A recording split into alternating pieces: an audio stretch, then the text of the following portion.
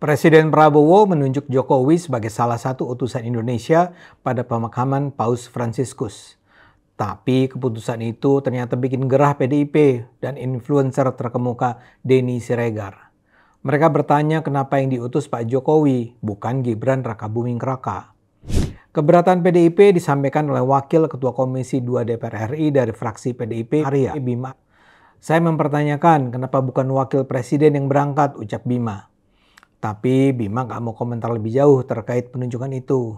Katanya mungkin Pak Prabowo punya alasan lain kenapa Pak Jokowi yang diutus bersama beberapa pejabat lainnya. Saya tidak dalam bicara setuju tidak setuju karena sudah diputuskan Presiden. Kalau belum tak kasih saran katanya. Sementara keberatan Denny disampaikan lewat akun eks pribadinya @dennysiregar7. Menurutnya perwakilan negara untuk acara sebesar itu mestinya berasal dari pejabat aktif, bukan mantan presiden. Mbok yang diutus itu pejabat negara toh Pak, ujar Denny. Denny menekankan pemakaman seorang pemimpin umat dunia selayaknya dihadiri oleh perwakilan negara dengan jabatan resmi. Ini kan pemakaman kepala umat, kalau presiden berhalangan ya harusnya wakil presiden tambahnya. Lebih lanjut, ia mempertanyakan dasar penunjukan Jokowi yang sudah tidak menjabat sebagai pejabat publik.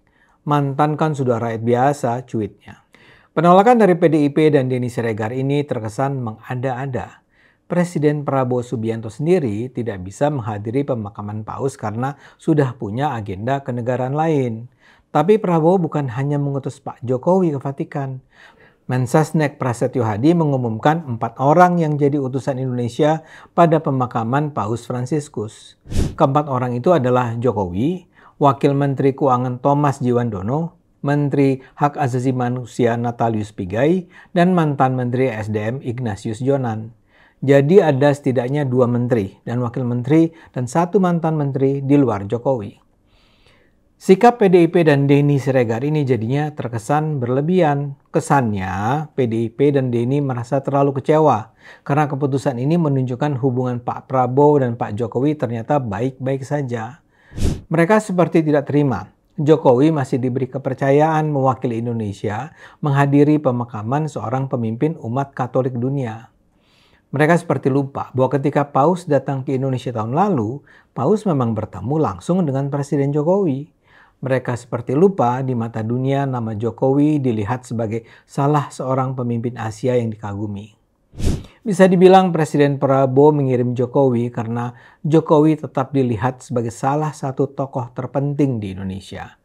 Penolakan PDIP sendiri direspons oleh politisi Partai Golkar Dave Laksono. Menurut Dave, tidak ada yang salah dengan penunjukan Pak Jokowi. Salahnya di mana bila yang diutus Pak Jokowi, ujar Dave. Dave justru bingung dengan penolakan PDIP.